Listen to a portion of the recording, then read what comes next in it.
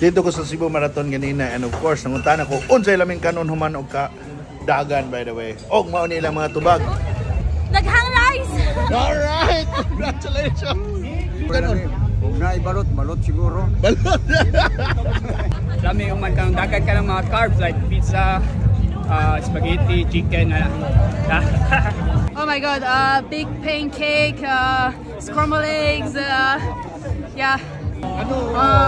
For me, protein. Protein like Karne, anything. Karne kay muscle recovery. At the same time, pag-bench ko sa mas. Tanan nga gibawal. ikaw unsa giunang kanon nimo? Tanan usa jud akong kaunan nga kuan. Lechon gyud ayon. Kaya ang kanang lechon sa Cebu lami. Yawa ni Superwoman. Are sa Cebu? Kini. Actually hinam-hinam ko itong tinola na dulapit kang. Isa to, part. Pakibel! Yes!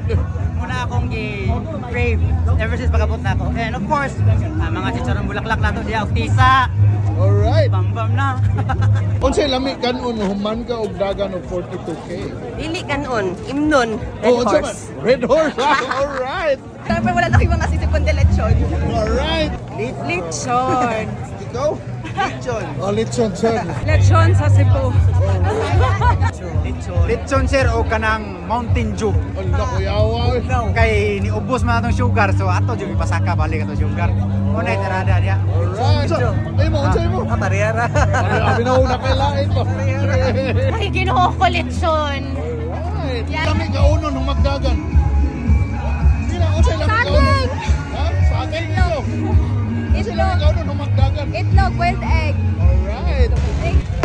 Ikaw, unsa man imong gustong kaunon, man og dagan og layo? Let us know, bye.